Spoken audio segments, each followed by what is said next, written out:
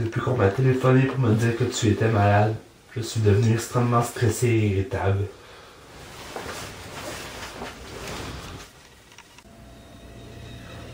Toute cette histoire m'inquiète au plus haut point. Ne meurs pas. Je souhaite que tu sois grand-mère. Je veux que tu vives tes vieux jours. Si tu as à partir, je désirerais partir avant toi, même si cela est contre nature. Tu m'as démontré l'amour, mais jusqu'à ce jour, moi, je n'ai jamais eu de relation amoureuse. À part toi, aucune femme ne m'a dit « je t'aime ». Il est vrai que j'en ai désiré et aimé, mais jamais je n'ai pu changer cet amour qui était enfoui en moi. Et c'est dur de trouver la perle rare dans le monde moderne. Vivre le grand amour n'est pas chose simple.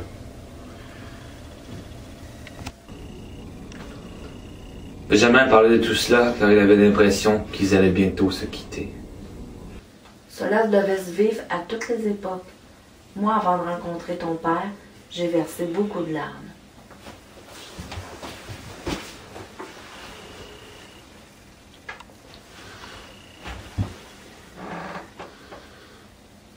Dans mon adolescence, j'ai eu un caractère impoli et dérangeant.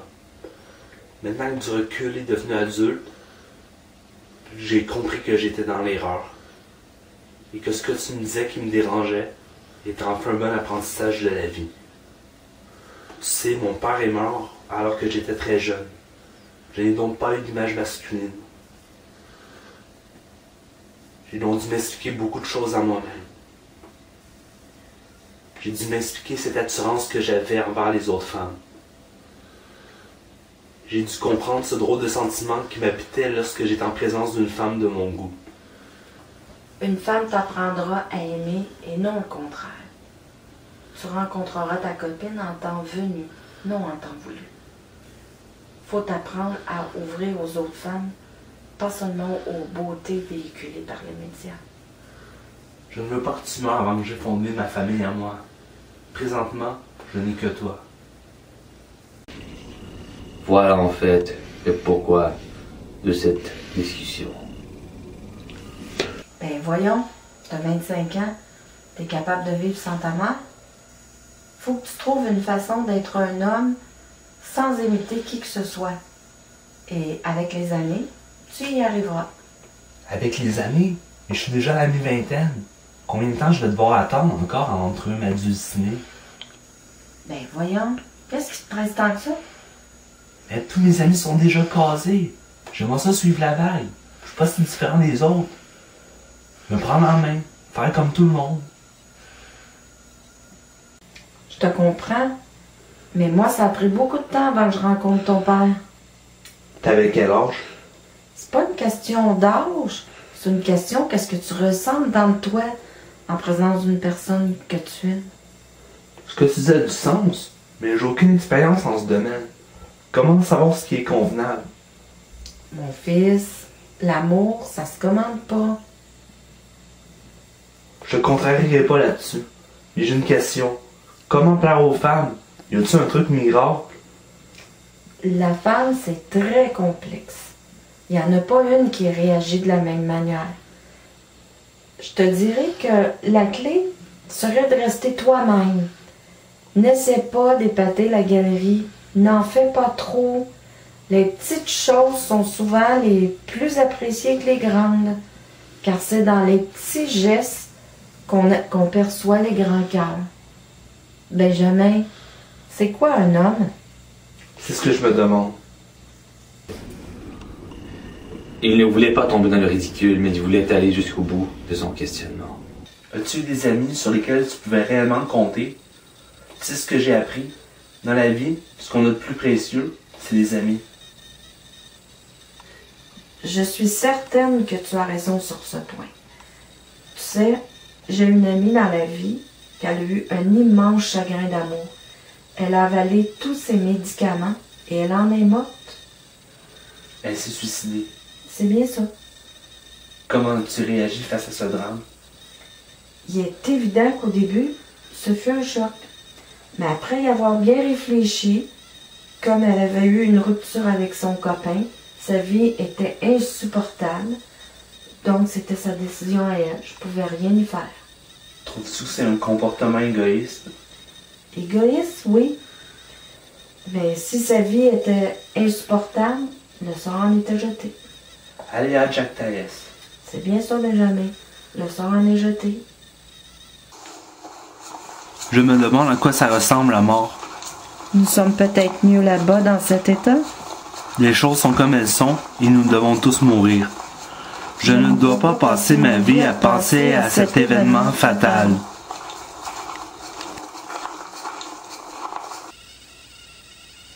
Quelle place occupe la famille au sein de ta vie? Quelle valeur qu'on t'a inculquée quand tu étais plus jeune?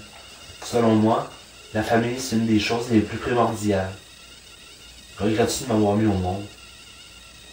D'après ma courte expérience, les enfants nous apportent deux choses dans la vie. Quelles sont-elles? Des peines et des joies. C'est ce que disait ma mère et je peux comprendre cette affirmation. Quelle est l'erreur la plus monumentale que tu aies faite? T'a-t-on fait la morale après cette bévue? La chose la plus grave qui m'est arrivée dans ma vie, c'est de voir la mort de mon frère à l'âge de 14 ans. De quoi est-il mort?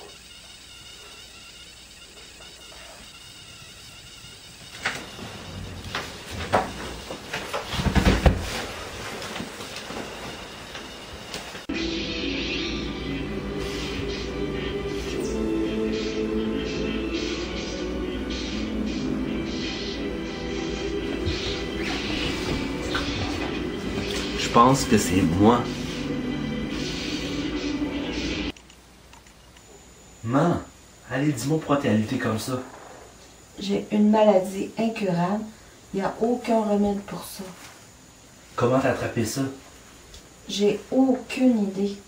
Du jour au lendemain, je me suis sentie fatiguée, épuisée, comme si j'avais couru le marathon.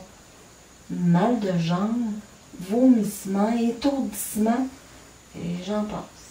C'est correct. J'avais pas tellement besoin de ça. J'ai déjà de mes problèmes de jeune adulte. Je trouve qu'aujourd'hui, la famille n'a pas assez une grande importance. On se voit à Noël, à nos anniversaires, c'est à peu près tout. On disait que l'humanité traverse une époque apocalyptique. C'est peut-être la fin de ton monde, mais je ne sais pas si c'est véritablement la fin d'un monde. Peut-être est-ce un air de renouveau, un temps de changement? D'après tout ce que j'entends, l'humanité est peut-être en évanescence. Il était au bout de ce questionnement. Il ne voulait pas faire de la philosophie avec sa mère, mais il voulait avoir des réponses à ses questions. À propos de ton frère, t'as pas à te blâmer, c'est un accident. Il y a une chose au moins, là où j'irai, je serai avec lui. Ne dis pas ça. Mais c'est pourtant la vérité. C'est ce que l'avenir me réserve prochainement. La mort, l'expérience ultime. À un certain moment, quand tu étais au début de ta vie adulte, je t'avoue que je croyais que tu étais homosexuel. Gay. Moi. Ou peut-être bisexuel. Je t'assure que je suis 100% hétérosexuel. Même si à présent, je suis plutôt monosexuel. Dis ça parce que j'ai pas eu de copine encore et j'ai 25 ans? Aussi parce que j'ai remarqué que tu préférais la compagnie des hommes.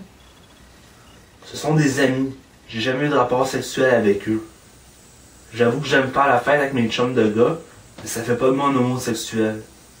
Alors dis-moi pourquoi t'as pas de copine jusqu'à présent. C'est peut-être mon destin, ma destinée. Alors la vérité, mon Benjamin, c'est que tu dois être l'élu.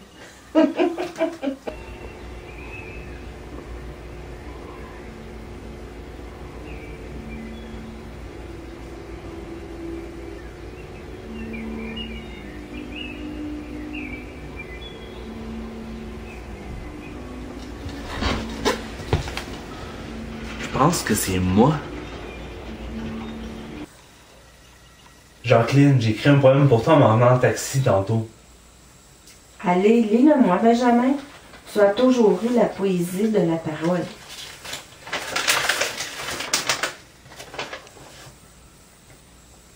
À celle qui, malgré les années difficiles, Par moments, tu as visé dans le mille. Tu m'as supporté, m'as aidé à cheminer. Les cris et les larmes nous ont distancés. Mère, parmi toutes les femmes, tu es celle qui m'a compris, qui ne m'a pas jugé. Jour après jour, parfois il y a eu dilemme. Au fil du temps, nous connaissions de mieux en mieux la vie. Aujourd'hui, tu te meurs, je pleure. Mère, ton amour me va droit au cœur.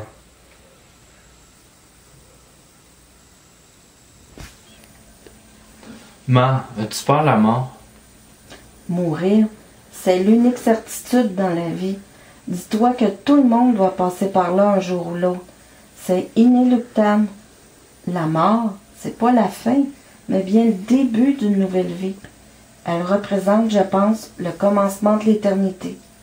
Toi, crains-tu la mort? Si je mourais demain, j'aurais le sentiment de ne pas m'être accompli. J'ai le sentiment que je dois accomplir quelque chose sur cette terre avant la fin de ma vie. Je ne l'ai pas encore trouvé, mais cela se tracera un certain jour. Ça, j'en ai la conviction profonde. Tu sais, on a tous quelque chose à accomplir. Chaque être humain est unique et exceptionnel. Tout le monde a un peu de génie en lui et une part de la vérité. C'est ça mon problème, c'est que je me pose trop de questions et je recherche constamment la vérité. Selon moi, si tu continues à rechercher la vérité comme tu dis, eh bien j'ai peur que tu perdes la raison. N'essaie pas de comprendre, essaie plutôt de vivre. Man, j'ai essayé de réussir dans un domaine et j'ai échoué. À un certain moment donné, j'ai essayé de dépasser mes limites. Benjamin, t'es encore très jeune. Il te reste encore beaucoup de temps pour réaliser tes rêves. Et moi, je suis sûre que t'es capable. C'est ça, justement. J'ai mes limites après tout. Je réalise que je pourrais jamais faire ce dont je rêvais. J'en suis incapable. Je sais, j'ai essayé plus qu'une fois. Ne sois pas si défaitiste. C'est pas être défaitiste, c'est être réaliste. Donc, tu le vois sans avenir? En quelques mots, c'est à peu près ça. Cela me surprend de t'entendre parler comme ça. Crois-moi, mère, je connais très bien la situation dans laquelle je vis. Et quelle situation tu vis? Mon problème de santé mentale. Je parle en fait de mon diagnostic. C'est pas si important le profil psychiatrique que l'hôpital te donne. Pourtant, il y a des gens qui jugent l'étiquette une fois qu'une personne a passé dans les rouages du système psychiatrique. Je trouve que tu t'en fais trop pour rien. La paranoïa n'est pas si imaginative que ça, selon ma courte expérience vécue. L'important, c'est de ne pas te laisser influencer par les autres et aussi de ne pas te préoccuper de ce qu'ils pensent de toi. C'est plus facile à dire qu'à faire. Je te l'accorde, c'est vrai. Tu as été toujours plus sensible que la normale. C'est la première fois que je t'entends dire ça. D'ailleurs, je le prends comme une critique constructive. Tu m'as déjà dit que tu n'avais plus le goût de te battre. Partages-tu toujours cet avis? Des fois, je me dis que ça sert à rien de se battre, que tout est tracé d'avance. Je sais pas où l'humanité s'en va. Peut-être que l'humanité est en péril. Je me demande à quoi ça ressemble la mort. Nous sommes peut-être mieux là-bas dans cet état. Les choses sont comme elles sont et nous devons tous mourir. Je ne dois pas passer ma vie à penser à cet événement fatal.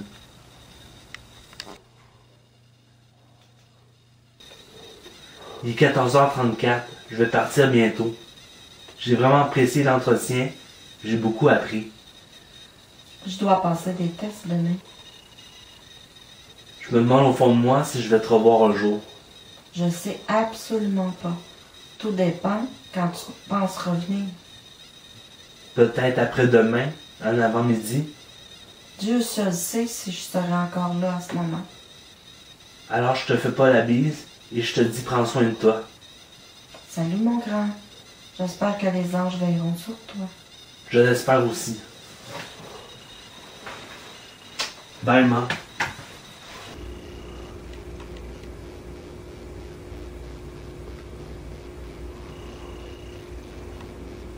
Je pense que c'est moi.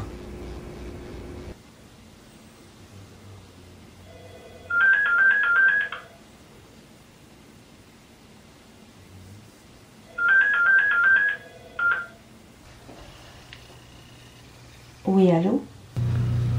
Bonsoir madame, je m'appelle Francis, ambulancier pour urgence santé. Je vous appelle pour vous apprendre que votre fils Benjamin s'est fait frapper par une voiture. Malheureusement, il est décédé sur le coup. En quelque sorte, il a vécu l'expérience ultime. Sur ce, je vous dis à bientôt.